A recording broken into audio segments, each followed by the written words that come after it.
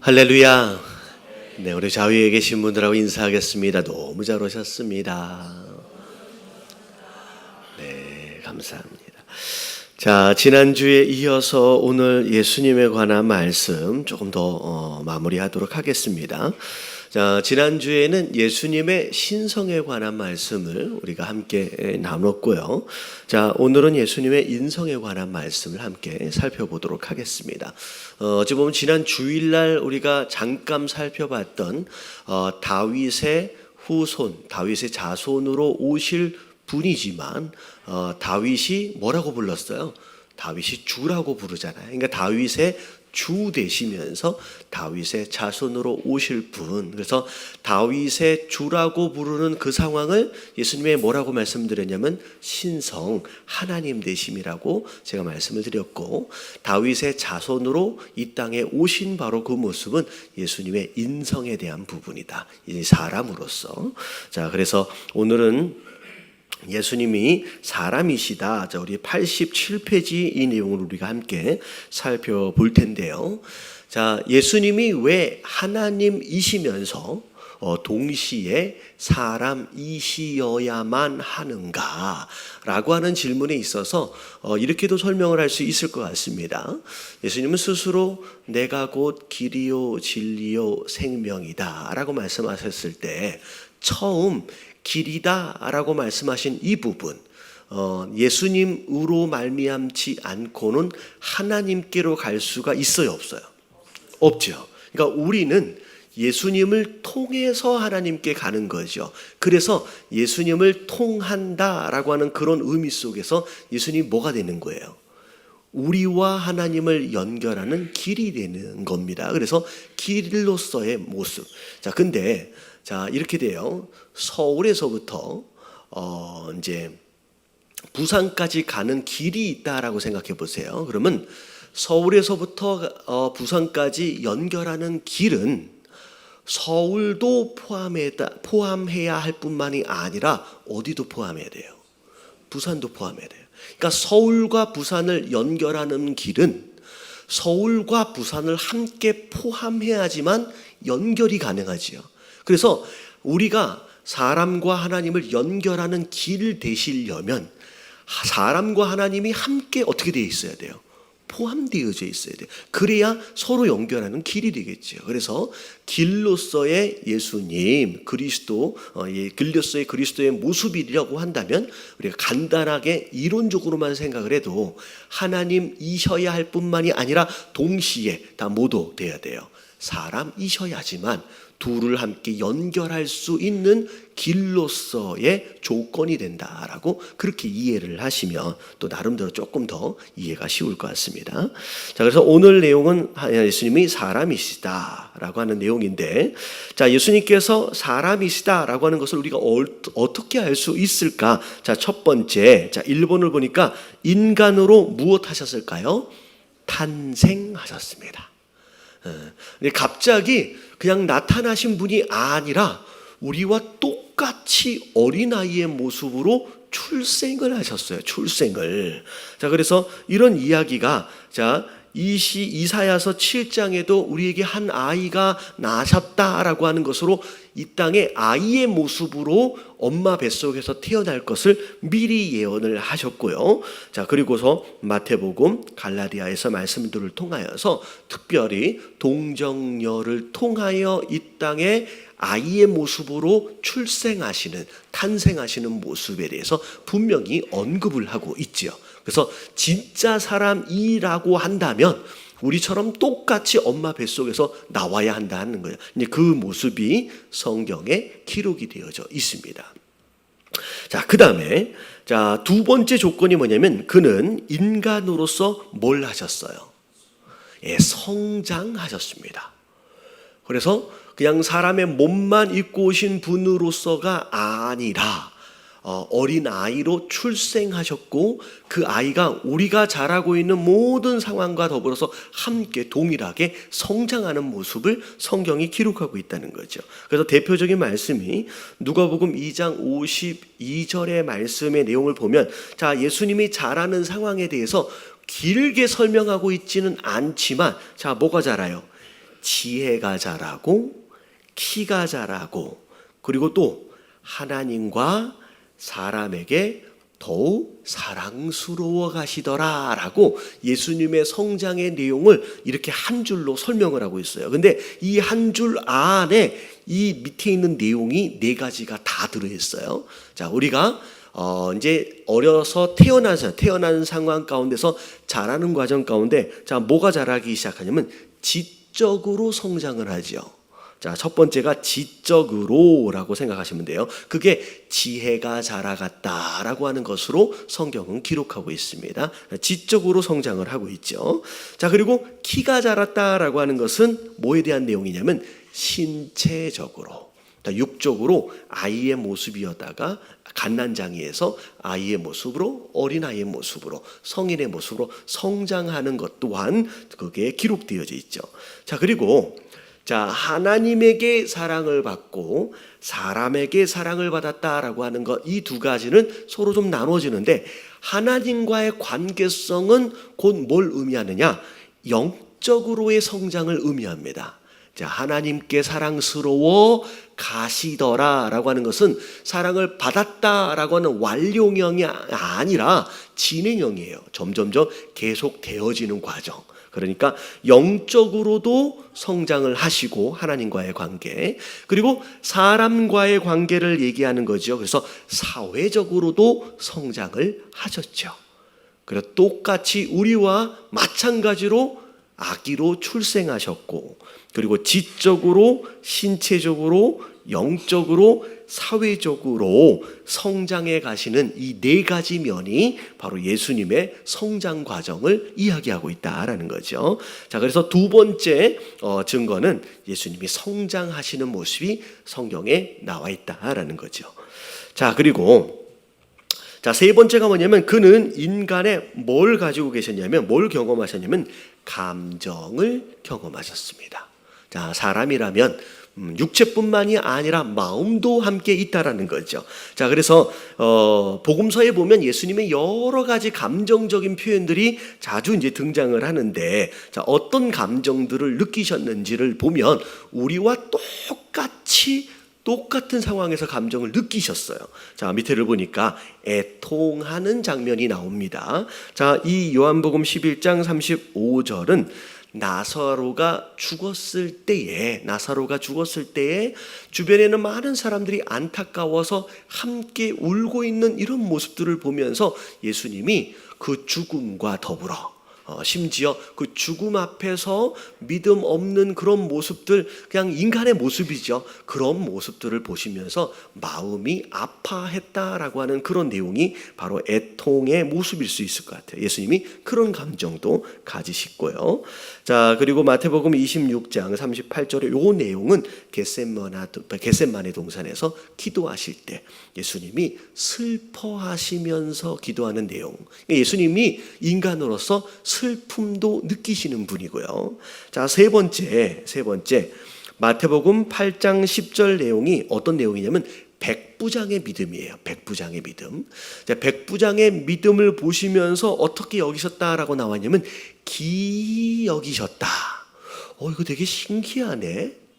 이방인인데 어떻게 이런 믿음이 있을 수 있을까라고 신기하게 생각하는 그런 감정까지도 예수님이 가지고 있었다라는 거죠. 자, 그리고 예수님의 감정들 가운데 자, 이제 사랑의 감정이 있습니다. 자, 불신자를 향한 사랑, 친구에 대한 사랑, 제자들에 대한 사랑, 그리고 모친에 대한 사랑. 자, 이런 사랑의 감정도 예수님이 함께 이제 이 땅을 살아가시면서 느끼셨죠. 자, 그리고 자, 마가복음 6장 6절에 보니까 고향 땅에 갔더니 그들이 예수님을 배척했어요.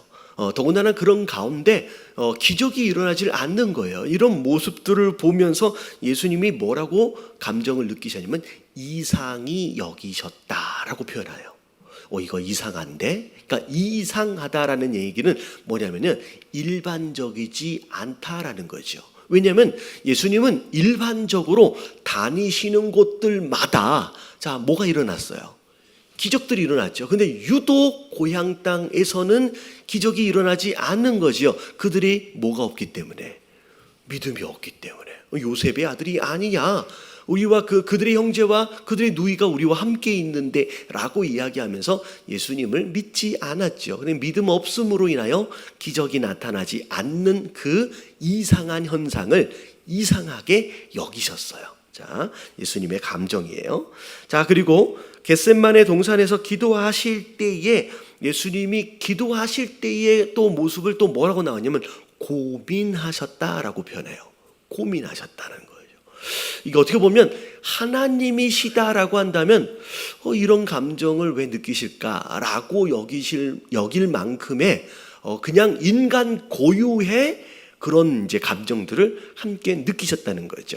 어떻게 보면 이상하다, 기이하다, 고민했다라고 하는 이 감정은 사실은 하나님의 전지한 부분에 있어, 전지하다라고 하는 그 부분과 충돌합니다.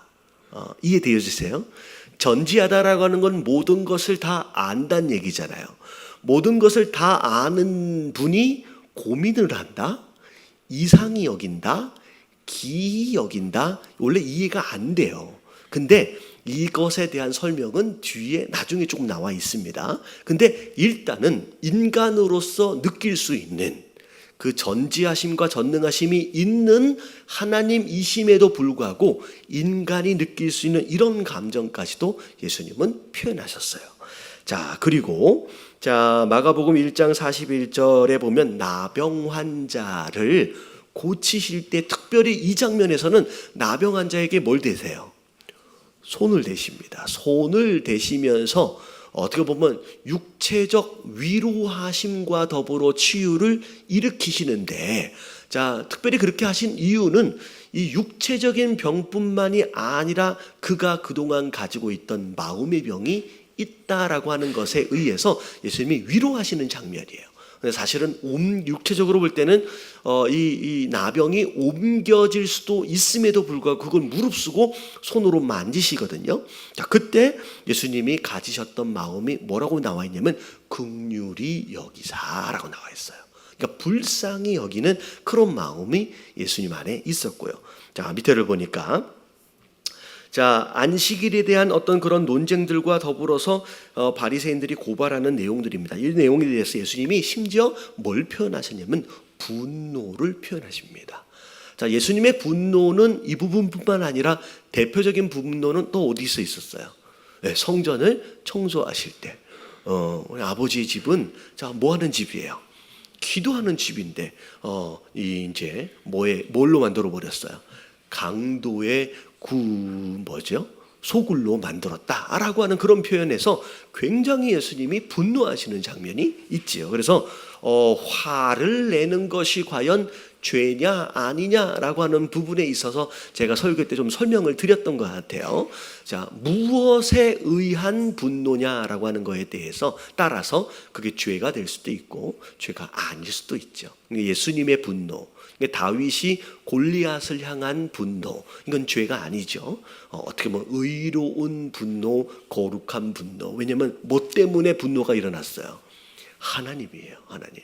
내 자존심이나 내 욕심에 의한 감정적인 그런 변화가 아닌, 이건 죄지요. 내 자존심, 내 욕심 때문에 분노가 올라오면 이건 죄예요. 근데 예수님은, 아니면 다윗이 그때의 분노는 그런 형태가 아니었다라는 거. 그래서 일단은 분노의 감정도 예수님이 있으셨다는 거. 그래서 세 번째 증거는 예수님도 똑같이 우리 인간들처럼 우리가 느끼는 모든 감정을 다 경험하시고 표현하셨던 그런 분이다라는 거죠. 자, 그리고 4번을 보니까 자, 예수님도 자, 인간으로서의 뭐가 있었냐면 경험이 있고요, 또 욕구를 가지고 있으신 분이라는 거예요. 자, 인간으로서의 경험, 인간으로서의 욕구.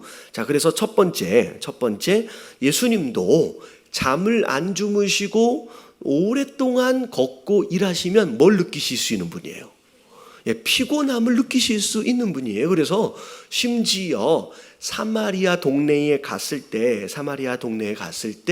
제자들로 하여금 음식을 구해오라라고 말씀하신 다음에 그 옆에서 뭐 하고 계셨어요?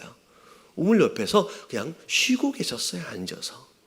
어찌 보면 물론 그 우물 옆에서 만나야 할 여인과의 사역이 있어서 기다리고 계셨을 수도 있겠지만 사실은 내용을 잘 들여다보면 오랫동안에 걸어온 그 여정으로 인하여 피곤함이 그 안에 느껴집니다. 그리고 심지어 사역을 하시다가 배를 타고 가시는데 풍랑이 막 일어나가지고 안에 물이 들어치는데도 불구하고 예수님은 저 배 안쪽에서 뭐하고 계셨대요? 주무시고 계셨어요. 여러분, 이 당시에 예수님이 갈릴리에서 타셨던 그 배는 우리가 알고 있는 크루즈가 아니에요. 크루즈는 커가지고 대략 파도가 쳐도 대략 견딜 만한 여러분 그런 게 아니에요. 그냥 고기잡이 배를 타셨는데 여러분 흔들리면 굉장히 힘들게 흔들리고요. 그리고 안에 많은 물들이 들이쳤을 것입니다. 근데 그럼에도 불구하고 예수님이 자는 척 했을까요?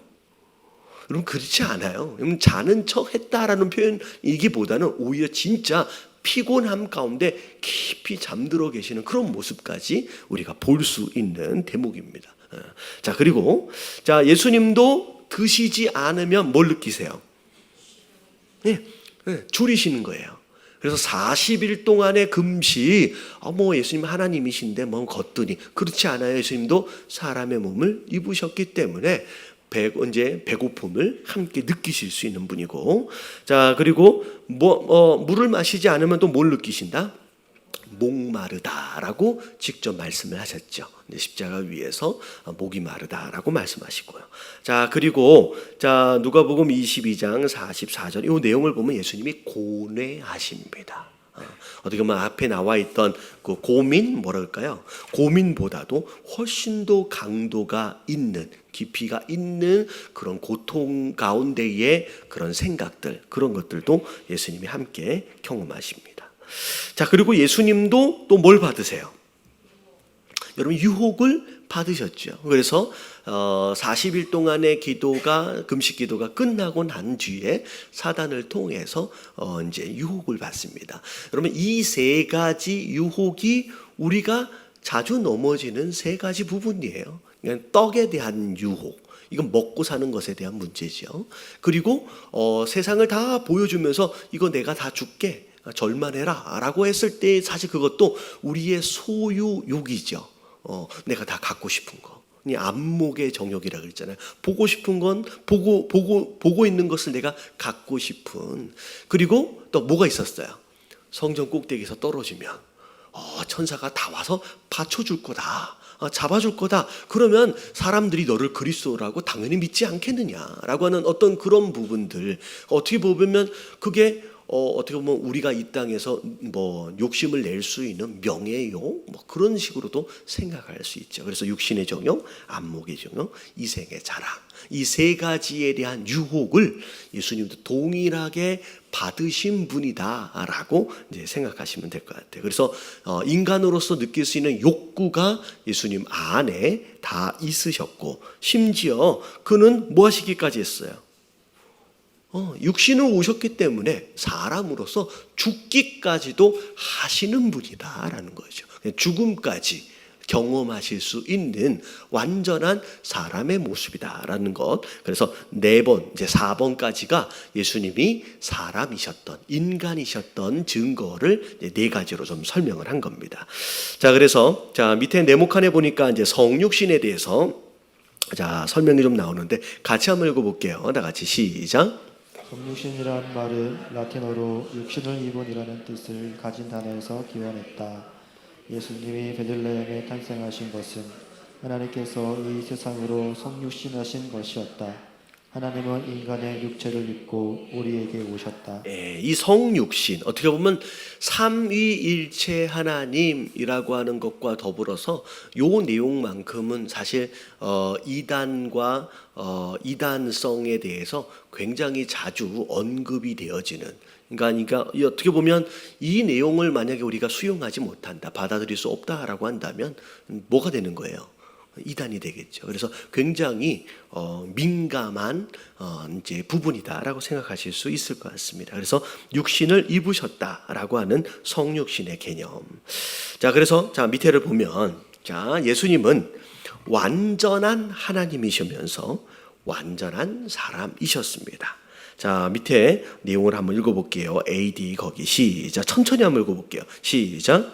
AD 451년 예수님의 본질에 대한 당시의 거짓 가르침에 대응하기 위해 칼케돈 공의회가 소집되었다. 예수님은 완전한 하나님이시고 완전한 사람이시라는 진리를 재확인한 유명한 칼케돈 신조를 살펴보자. 예수님은 혼란, 변화, 분열, 분리 없이 공존하는 두 본질로 존재하시며 그 두 본질은 연합해 있으나 본질 간의 차이는 엄연히 존재하며 각 본질의 특성이 한 위격 안에 담겨 있고 공존한다. 도대체 무슨 의미를 담고 있는 것일까? 자 뭔가 이해가 갈 듯하지만 사실은 정리는 안 돼요, 머릿속에서. 그러니까 이게 그래서 제가 지난주에 우리의 인간의 한계지요. 우리 이성의 한계입니다. 하나님에 대하여 어떻게 보면 나름대로의 설명을 통하여 조금은 이해할 수 있는 부분들은 있을 수 있겠지만 인간으로서 하나님을 완벽하게 이해할 수가 있어요, 없어요? 없다라는 거죠. 그래서 뭐 이제 두 존재, 하나님과 인간으로서, 그리고 그 안에서 뭐 혼란, 변화, 분열, 분리 뭐 이런 것들이 없이 완전하게 이제 분리되어져 있는 상태에서 함께 공존한다라고 하는 거, 삼위일체에 대한 어떤 그런 논리와 더불어서 요 내용도 사실은 이해하기 쉽지는 않죠. 근데 사실은 그럴 것 같아요. 일단 가보면 알 것 같아요. 우리가 예수님을 만나면 이게 무슨 의미구나라고 하는 것을 예수님 만나면 아실 것 같아요. 그래서 지금 좀 이해가 안 가도 조금만 기다리세요. 자, 예수님은 100%의 시간 동안 100% 하나님이시고요, 100% 사람이셨습니다. 자, 수학적으로는 비논리적이에요. 하지만 신학적으로는 완전하대요. 완전하대요. 자, 밑에 넘어가서 자, 예수님은 거기 한번 읽어볼게요. 자, 이걸 잘 알아야 돼요.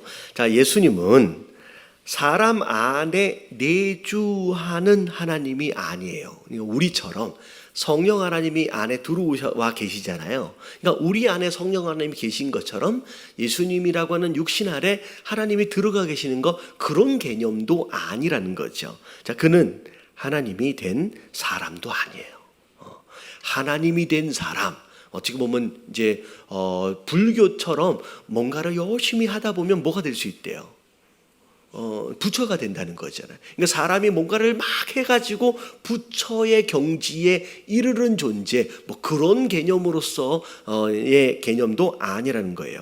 그냥 그는 인간의 모습으로 나타난 하나님이 아니셨어요. 자, 세 번째, 인간의 모습으로 나타난 하나님. 원래 하나님인데, 자, 오늘은 인간의 모습을 한번 입어볼까? 라고 해가지고 그렇게 또 아니라는 거죠. 자, 그의 한 인격 속에는 두 본질이 그냥 공존한대요. 자, 그는 완전한 하나님이셨고 동시에 완전한 사람이셨어요. 자, 밑에 같이 한번 읽어볼게요. 시작. 예수님에게는 완전한 인성과 전지전능한 신성이 공존했다. 자, 인성과 신성의 완전한 공존의 상태라고 생각하시면 될 것 같아요. 자, 위격적 연합, 사실 이 내용이 삼위일체 하나님을 설명할 때 잠시 이 개념이 있었습니다. 근데 예수님도 동일하게 이렇게 설명을 좀 하고 있는데, 자, 밑에를 보니까 좀 읽어볼게요. 시작. 온전한 신성과 완전한 인성이 한 위격 안에 연합했다는 것은 예수님께서 과거에 하나님과 인간이 되셨을 뿐 아니라 앞으로도 영원히 하나님과 인간이실 것을 의미한다. 예, 그래서 동시에 신성과 인성이 한 위격 안에 연합되어 있는 상태. 그래서 예수님이 그냥 신약 성경 안에서만 갑자기 사람의 몸으로 등장하신 것이 아니다라는 거죠. 그래서 예수님이 과거에도 그런 모습으로 계셨고, 그리고 예수님의 복음서 안에서도 그 모습 그대로 그렇게 이 땅을 사셨고요. 그리고 심지어 그 이후 부활하시고 승천하시고 난 그 이후에도 예수님은 그 모습 그대로 오신다는 거예요. 그래서 구약에 등장하는 예수님이 가능한 거예요. 그래서 제가 앞에 설명을 드렸잖아요. 구약 성경에 등장하는 하나님의 사자라고 명명되어 있는 존재들 가운데 특별히 경배를 받으셨던 부분들의 만큼은 어쩌면 그게 예수님이다라고 얘기할 수 있다는 거죠. 그래서 구약에 등장하셨던 예수님의 모습으로 많은 학자들이 설명을 합니다. 그래서 구약에 등장했을 때 이제 예배를 받고 경배를 받으셨으면 예수님이고, 경배와 예배를 거부했으면 그건 누가 되는 거예요? 천사가 되는 거죠. 그래서 경배를 받으실 수 있는 분은 유일하게 누구뿐이에요? 하나님 한 분뿐이기 때문에 구약에 등장하는 눈에 보이는 형태로서의 사자는 사실 예수님이었다라고 일반적으로 이제 정리를 하고 있습니다. 자, 그래서 밑에를 보니까 1번을 볼게요. 시작. 예수님은 항상 하나님이셨다. 예수님은 항상 하나님이셨어요. 이 땅을 살아가시고 있으심에도 불구하고, 심지어 십자가에 못 박혀 돌아가시는 그 순간에도 하나님이셨어요. 자, 2번 다 같이 시작. 예수님은 계속 하나님이시면서 인간이 되셨다. 네, 동시에 하나님이시면서도 인간이 되셨고요. 자, 3번 시작. 예수님은 하나님과 인간으로 계속 존재하실 것이다. 자, 그래서 사도행전 1장 9절부터 11절까지의 내용이 그 내용이에요. 이게 뭐라고 말씀하시냐면 하늘로 올라가심을 본 그대로. 옆에 선사가 얘기한 거잖아. 너희가 지금 부활하여 승천하신 예수님을 보고 난 뒤 그 승천하시는 그 예수님을 본 그대로 어떻게 한다고요? 다시 오실 것이다. 그러니까 이 땅에 잠시 사실 동안에 육신을 입으셨다가 그냥 나중에는 벗고 뭐 그런 형태가 아니라 그대로 다시 오실 것이다 라고 하는 것을 말씀하시는 거죠. 자, 예수님은 자신의 능력을 육체 속에 감추시고 완전한 사람이 되셨어요. 자, 그러나 온전한 능력을 소유하심으로써 여전히 완전한 하나님이셨다라고 나와 있어요. 자, 근데 아까쯤에 잠깐 설명을 좀 드렸죠. 자, 어떤 내용이었냐면 예수님이 고민하셨대요. 예수님이 이상히 여기셨대요. 어떻게 보면 그 부분은 예수님의 전지하심과 좀 충돌이 되거든요. 그러면 이걸 어떻게 설명을 할 것이냐라고 우리가 좀 생각할 수 있을 거예요. 그런데 예수님은 자신을 뭐 하셨어요? 제한하신 거예요. 그러니까 하나님으로서의 온전한 능력과 모든 조건을 어느 순간에도 잃어버린 적이 없으시게 다 가지고 계심에도 불구하고 인간으로서 이 땅을 살아가시는 순간만큼은 그분의 하나님으로서의 능력을 필요에 따라 뭐 하신 것이다? 제한하신 거예요.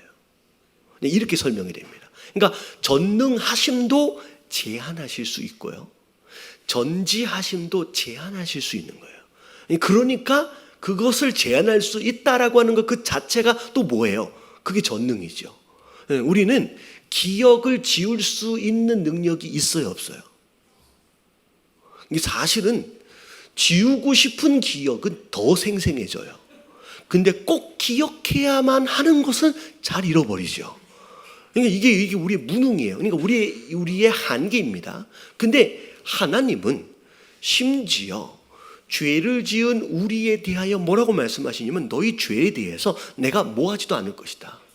기억하지도 않을 것이다. 근데 우리한테는 이게 불가능해요. 왜냐하면 여러분, 기억을 지울 수 있는 능력이 있다라고 한다면 아마 용서 못하는 사람이 없을 거예요. 그러니까 지워버리고 용서해버리죠. 근데 우리는 그게 안 돼요. 더군다나 좀 없어졌으면 하는 기억인 것만큼 더 기억이 나고요. 여러분들 잠을 잘 때 대부분의 사람들이 불면증에 시달리는데 불면증의 원인들 가운데 하나가 뭐냐면 계속 머리가 멈추질 않아. 그러니까 얘네가 이 생각은 하지 말아야지. 하지 말아야지. 하지 말아야지. 하지 말아야지. 그래서 계속 그 생각을 해요. 그래서 누가 그런 얘기를 해요. 기억은 이러잖아요. 생각은 생각할수록 계속 생각이 나기 때문에 생각을 안 하는 게 좋은 생각이라고 생각한대요. 여러분, 이게 생각은 내 마음대로 안 돼요. 근데 하나님은 하실 수 있어요. 내가 기억하지 않겠다라고 그분이 결정을 해버리시면 안 하실 수 있는 거예요. 그래서 이게 인간으로서 이 땅을 살아가면서 하나님으로서 그분의 전능과 그분의 전지하심을 필요한 목적을 따라서 스스로 절제하시는 거예요. 제한하시는 거예요. 그래서 인간으로서 사셨던 그 모습이 가능한 거죠. 그래서 사람의 형체를 가지셨대요. 사실은 하나님이신 분으로서는 굉장히 답답하셨을 거예요. 만약 우리가 저기 밑에 기어다니는 개미의 몸을 만약에 입었다라고 생각을 해보세요. 그러면 여기서부터 저기까지 걸어가는데, 여러분 5초면 걸어가는데 개미가 걸어가려면 몇 분이 걸릴까요? 5분이 걸리는 거예요. 얼마나 답답하겠어요. 여러분, 하나님이신 분은 지구 이쪽과 저쪽을 그냥 순간에 이동하실 이동이라는 개념이 없지요. 어디나 계시니까. 근데 예수님이 우리의 몸을 입으셨다라고 하는 그것만으로도 여기서부터 저기까지 가려면요, 몇 날 며칠이 걸리는 거예요. 갈릴리에서 예루살렘까지 몇 주를 거쳐서 걸어 올라오시는 거예요. 여러분, 이건 하나님으로서 우리를 입으셨다, 우리 형체를 입으셨다라고 하는 그것만으로도 사실 굉장히 많은 것을 제한하셨다라고 생각할 수 있고요. 그리고 동시에 사람의 형체를 입으셨기 때문에 두 번째 같이 한번 읽어볼게요. 시작. 한 번에 한 장소로 자신의 임재를 제한하시므로. 예수님이 갈릴리에 계실 동안에는 예루살렘에는 계실 수가 없는 거예요. 뭘 입고 있기 때문에, 육체를 입고 있으시기 때문에. 그래서 그것 때문에 사실은 공간적인 제한이 있습니다. 그것을 스스로 이제 감수하신 거죠. 그리고 세 번째 같이 한번 읽어봅니다. 시작. 아버지의 더 크신 권위를 인정하심으로. 여러분, 이게 굉장한 내용이에요. 왜냐하면 여러분, 예수님이 하나님보다 밑에 있는 존재가 아니에요. 원래는 그분과 동일하신 분이에요. 같은 위격입니다. 그래서 여러분, 하나님 아버지와 그분이 위아래 있는 분이 아닌데, 그분이 이 땅에서 해야 할 역할과 사명이 있기 때문에 스스로 그분, 하나님 아버지 아래, 그분 아래서 순종을 하신 거예요. 우리가 이걸 잘 알아야 돼요. 아들 예수님이다 라고 해서 아버지 하나님보다 아래에 있다, 밑에 있는 존재다, 명령을 받아야 될 존재다, 그거 아니거든요. 우리가 지난번에 앞에 살펴본 것처럼 동일한 분이에요. 동일한 위아래가 아니에요. 근데 그분이 이 땅에서 해야 할 사명 때문에 스스로 그 아버지 하나님께 순종하기로 결정을 하신 거예요. 결단하신 거예요. 그래서 그분의 하나님 되심을 제안한 거죠. 분명히 예수 그리스도가 하나님의 뭐라고 얘기했어요? 하나님의 본체다라고 이야기를 합니다. 절대 위아래가 아닌데 그것을 스스로의 의지로 결정하신 거죠. 그것도 예수님 스스로의 하나님 되어진 그 부분을 어떻게 보면 제안하신 것이다라고 설명이 됩니다. 네 번째, 다 같이 시작. 지식을 제한하심으로. 지식을 제한하실 수 있어요. 그래서 다 아실 수도 있겠지만 성경에 보면 예수님이 이미 다 알고 계시는 상황 가운데서 사역을 하시고 있으시면서 부분적으로는 모르시는 것처럼의 형태로 또 사역을 하시는 경우도 있어요. 그래서 이게 하나님 되심과 이 사람 되심이 함께 공존하시면서 그분의 스스로의 능력, 전지하심을 제한하시는 형태로 우리가 설명을 하고 살 수 있다는 거죠. 그래서 고민하고 계신다, 이상히 여기신다, 심지어 놀라셨다, 기이 여기셨다라고 이 개념은 사실은 이런 전지하심에 대한 제한이다라고 설명할 수 있습니다. 자, 그리고 뒤에 이제 한번 읽어볼게요. 예수께서 시작. 예수님께서 자신을 제한하셨으나 여전히 하나님이시라는 개념은 이해하기 어려운 부분이다. 하나님은 우리보다 훨씬 더 위대하심으로 그분에 대한 진리 중에는 우리가 이해하기 어려운 것이 많다는 것을 다시 한번 기억해야 할 때입니다. 네, 우리가 열심히 공부하고 학습하고 노력하는 것으로 말미암아 하나님에 대하여 예수님에 대하여 알아가는 부분에 있어서의 열심과 노력을 사실은 멈추면 안 됩니다. 근데 여러분 이게 공부를 하면 할수록 사실은 우리가 하나님에 대하여 예수님에 대하여 모르는 부분들, 어찌 보면 이해할 수 없는 부분들이 많이 있구나라고 하는 것을 사실은 스스로 인정할 수밖에 없는 것이 우리 인간의 한계지요. 그래서 종종 제가 이제 세가지 성경 공부는 제가 시간이 안 돼서 제가 이제 지금은 못 하고 있지만 전에 제가 세가지 성경 공부를 할 때는 그런 얘기를 말씀을 드려요. 어떻게 보면 소그룹으로 함께 이제 강의가 진행되다 보니까 궁금한 것들이 있으면 물어보세요라고 이제 제가 이야기를 합니다. 근데 제가 항상 뒤에 이야기하는 내용이 뭐냐면 저한테 물어본다고 제가 다 안다라는 얘기는 아닙니다 라고 얘기를 해요. 왜냐하면 제가 목사지 하나님이 아니거든요. 제가 목사지 하나님이 아니에요. 그렇기 때문에 어찌 보면 물어보셨을 때 제가 모르는 게 있을까요? 없을까요? 있지요. 근데 최소한 만약에 물어보셨을 때 모르는 게 당연히 있을 수밖에 없겠지만 모르는 부분에 대해서만큼은 제가 일주일 동안 공부해서 알려드리겠습니다 라고 얘기합니다. 그러니까 모를 수 있어요. 이걸 내가 한 번도 생각해 본 적이 없는데 그러면 저는 뭐 하면 돼요?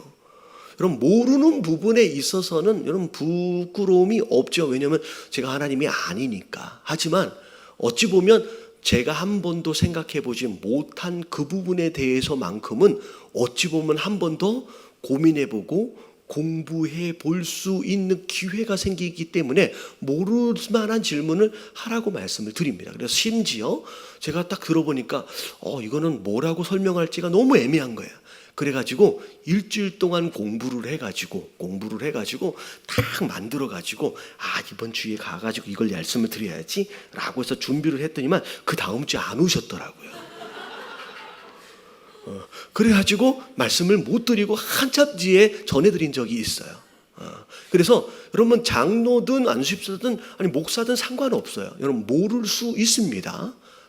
모르는데 어거지로 막 설명하려고 애쓰지 마세요. 그러다가 여러분 공부해 보면 돼요. 그리고 저한테도 성경을 보다가 저한테 와서 물어보셔도 됩니다.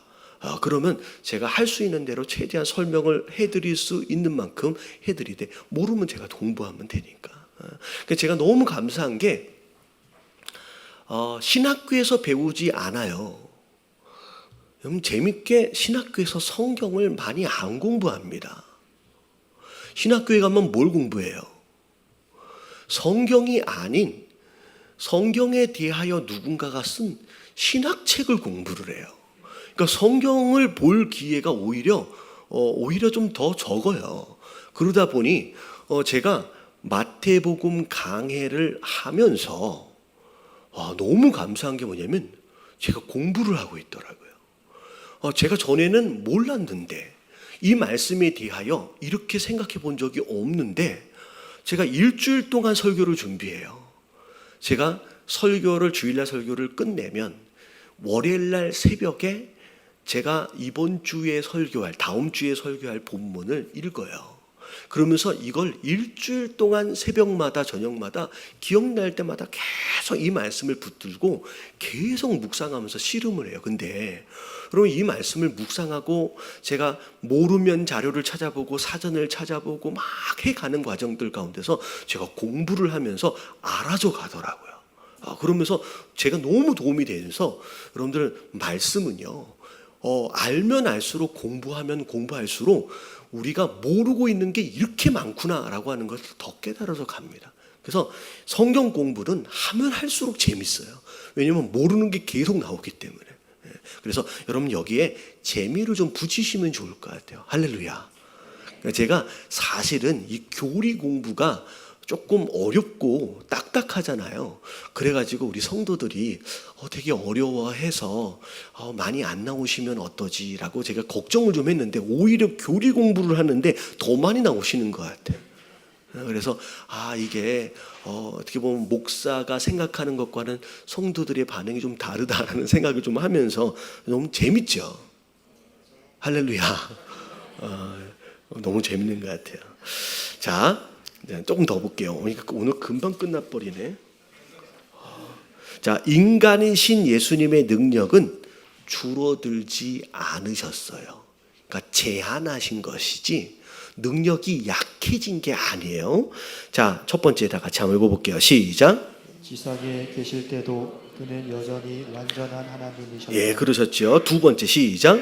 사람으로 태어나고 이 땅 위를 걷고 십자가에서 돌아가시는 것은 삼위일체이신 그분 자신이 결정하신 과정이었다. 예, 사람으로 태어나는 것, 그리고 땅 위를 두 발로 걸으신 것, 그리고 십자가에서 돌아가신 이 모든 것들이 그분이 뭐 하신 거예요?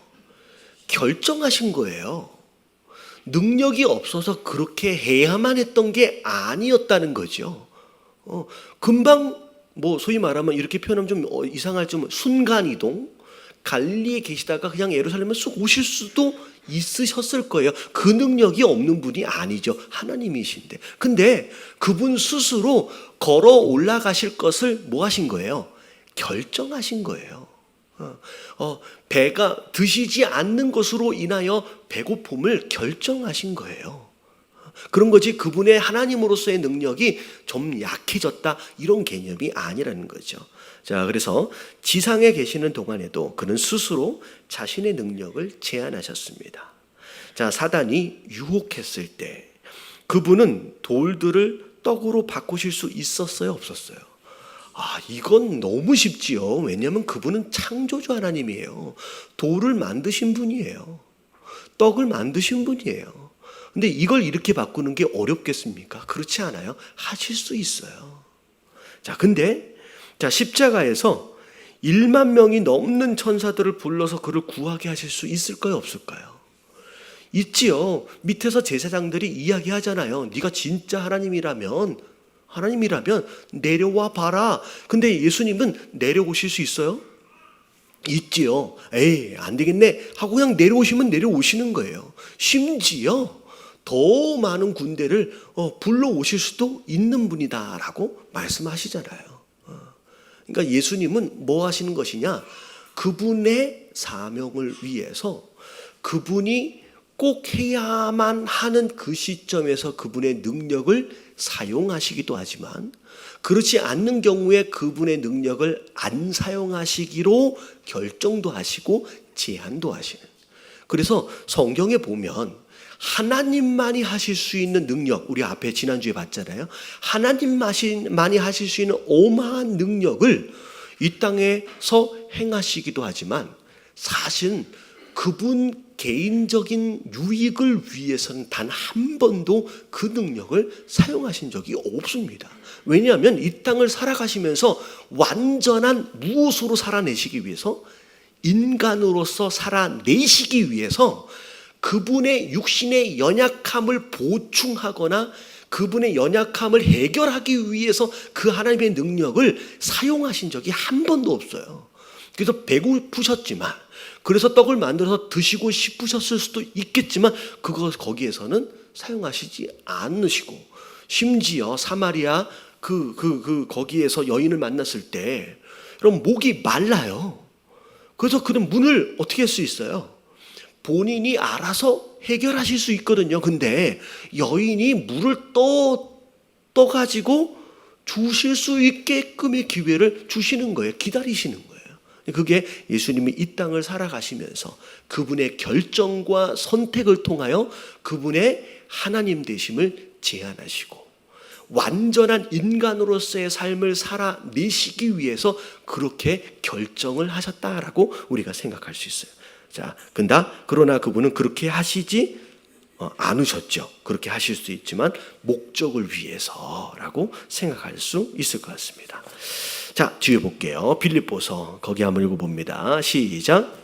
빌립보서 2장 5절로 11절은 사람이 되겠다고 결정하신 예수님 스스로의 의지에 대해 말씀하는 가장 감동적인 한 부분이다. 너희 안에 이 마음을 품으라. 곧 그리스도 예수의 마음이니 라고 말씀한 것에 주목하라. 바울은 무엇을 말하고 있는가? 사람이 되기로 하신 예수님의 의지에서 어떤 태도가 드러나는가? 예, 하나님의 의지예요. 사람이 내가 되겠다라고 사람으로서의 삶을 스스로 결정하신. 자, 그런 가운데서 특별히 3, 4절의 내용을 보니까 자, 예수님의 성품을 담은 구체적인 내용, 이 땅을 살아가신 예수님의 모습, 그 안에서 과연 예수님이 가지고 계셨던 그 예수 그리스도의 마음이 무엇이었는지. 자, 그 내용이 이렇게 나오죠. 첫 번째, 자 읽어볼게요. 시작. 아무 일이든지 다툼으로 하지 말라. 예, 예수님은 하나님과 어떻게 보면 아버지 하나님과 이런 다툼의 관계를 하시지 않으셨죠.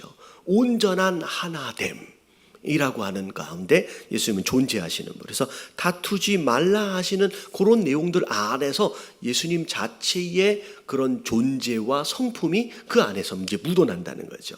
자, 그리고 아무 일이든지 뭐 하지 말래요? 허용으로 하지 말래요. 이 허용이라고 하는 것은 잘못된 목적을 가지고 하는 행동들을 이야기하는 거예요. 자, 그리고 세 번째, 자, 다 같이 시작. 자기보다 남을 낮게 여기라. 자, 이건 예수님의 겸손함입니다. 하나님과 동일한 분이셨음에도 불구하고 사명을 위해서, 목적을 위해서 그분 스스로를 낮추신 그분의 겸손의 모습이에요. 자, 네 번째 시작. 자신만 생각하지 말라. 예, 이기적인 모습이죠. 예수님은 철저하게 이타적, 어떻게 보면 자기 자신을 위한 이기적인 마음이었다라고 한다면 이 땅에 그런 모습으로 오실 필요가 없으셨겠죠. 자, 다섯 번째 시작. 다른 사람들의 유익을 돌아보라. 네, 예수님은 이 땅에 우리를 위해서 오셨어요. 그분 자신을 위하셨다라고 한다면 그렇게 하실 필요가 없으셨겠죠. 그래서 예수님이 이런 모습으로 존재하시고 사셨고요. 그리고 그를 믿는 우리다라고 한다면 이런 모습으로 사시기를 예수님께서 기대하고 계신다라는 거죠. 자, 그래서 이러한 주님의 성품은 첫 번째 여기 뭐라고 나와있냐면 겸손이래요. 겸손이다.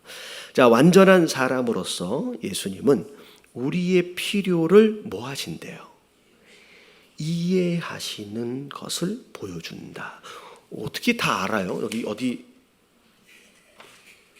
정답이 있나요? 있어요? 몰랐네. 이렇게 다 알고 계셔가지고 이상하다. 이게 되게 어려운데 이걸 어떻게 알지? 자, 이게 되게 중요한 개념이에요. 제가 오늘 강의를 시작할 때 완전한 하나님, 완전한 사람이셔야 하는 부분에 대하여 길로서의 역할로 제가 설명을 드렸어요. 근데 왜 굳이 하나님이 완전한 사람으로서 이 땅을 사셔야만 했겠느냐? 여러분, 이런 거죠. 하나님으로만 계시면요, 피조되어진 우리를 이해하실 수 없을 거예요. 무슨 의미인지 아시겠죠? 물론 전능하시고 전지하시다라고는 하지만 예를 들어서 그런 형태라고 생각하시면 될까 모르겠는데 누가 그런 이제 이야기를 하시더라고요. 굉장히 추운 겨울에 창밖을 살짝 내다보니까 창가에 바깥쪽에 새 한 마리가 바들바들 떨면서 그 창가에 막 이제 붙어 있더라는 거예요. 그러니까 약간 안에서 나오는 그 훈기라는 게 있잖아요. 그것 때문에 거기서 추위를 좀 이겨보려고 거기서 그 바들바들 떨면서 있더라는 거예요. 그랬을 때 그 사람이 새가 너무 불쌍하니까 그 새가 그러면 안으로 좀 들어왔으면 좋겠다 라는 생각을 했다는 거예요. 근데 자, 창문을 살짝 여니까 새가 어떻게 했을 것 같아요? 훅 날아가서 나무 위에 딱 앉아버리는 거예요. 더 추운 곳에 앉아 있는 거예요. 근데 이 사람이 생각할 때, 와서 난 문 열어줬는데, 이 안에만 들어오면 되게 따뜻할 텐데, 내가 안 잡아먹을 텐데, 들어오기만 너무 따뜻할 텐데, 근데 전달할 기회가 있어요, 없어요?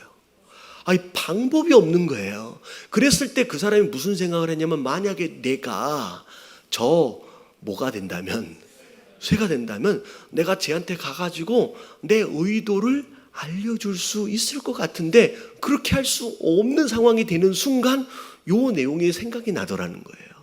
왜 하나님이 왜 인간의 몸을 입으셨을까라고 하는 부분에서 생각을 했을 때, 어쩌면 그런 모습이지 않을까. 저 멀리 있는 하나님으로서 아무리 얘기해도 사람이 못 알아들어. 그러니까 어찌 보면 우리의 모습으로 이 땅에 오시면 더 자세하게 이야기해 주실 수 있기 때문에 오신 것이 아닐까? 그런 생각을 했다는 거예요.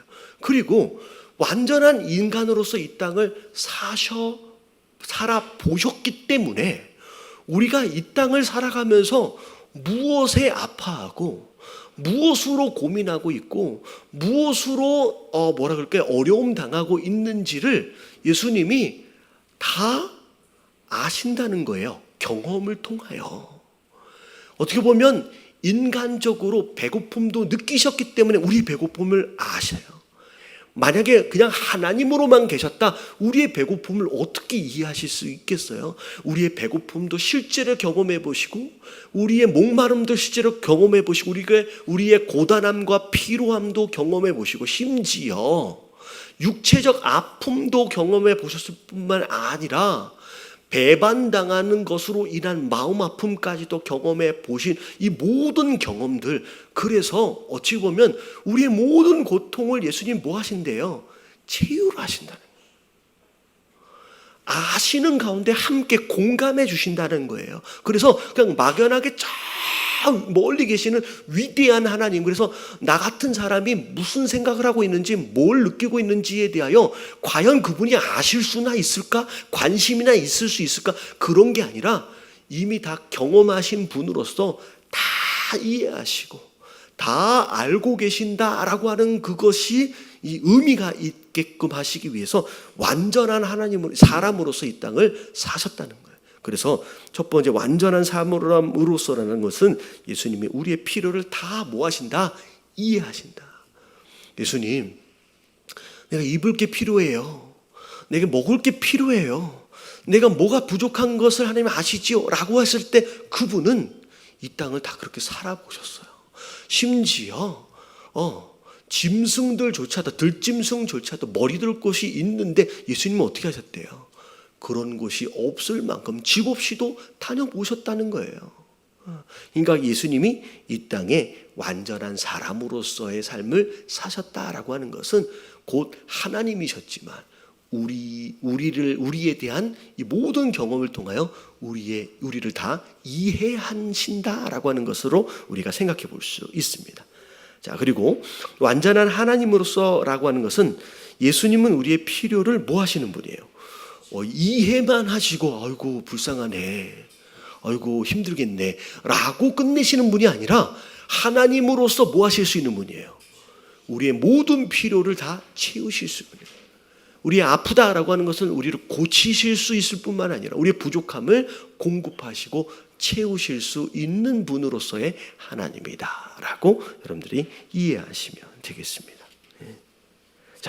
자, 그러면 정리가 됐어요. 그래서 이해하신다와 채워주신다라고 하는 것을 우리가 볼 수 있다라는 거죠. 자, 그래서 우리가 이제 교리 공부를 하면서 오늘까지 성부 하나님도 봤고 우리가 이제 성자 하나님, 그래서 삼위일체니까 다음에는 이제 뭘 봐야 돼요? 성령 하나님에 대하여 이제 우리가 쭉 살펴보면서 성자, 성부, 성자, 성령을 우리가 같이 다음 주까지 정리를 하도록 하겠습니다. 자, 암송 카드 예수님 암송하라고 나와 있는데 시간이 조금 남았으니까 그 뒤에 우리 3번 예수님 거기 한번 같이 한번 읽어볼게요. 암송 카드 거기 있나요? 자, 암송 카드 3번. 암송 카드 3번. 자, 다 같이 한번 읽어볼게요. 시작. 예수님은 우리에게 자신을 보여주신 하나님이십니다. 이렇게 짧아요? 뭐 금방 끝났네. 그러면 한 번만 그냥 외우는 식으로 할게요. 자, 눈 감고 다 같이 시작. 한 번만 더 할게요. 자꾸 헷갈리는 것 같은 다 같이 시작.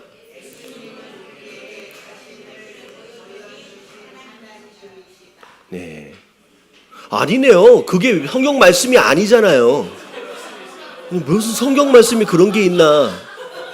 아무리 들어도 몇 장 몇 절도 없고 그 뒤에 말씀을 봐야지. 나는 또 그걸 듣고서 이게 성경 말씀이 어디서 생겼나 이런 말씀이 또 있었나 이래. 이게 거의 제가 알았습니다. 자, 뒤에 읽어볼게요. 뒤에 뭐 어떻게 한 분도 빠짐이 없이 그냥 다 같이 그렇게 읽고 계셔. 자, 다 같이 시작. 그 안에는 신성의 모든 충만이 육체로 거하시고 너희도 그 안에서 충만하여졌으니 그는 모든 정사와 권세의 머리시라.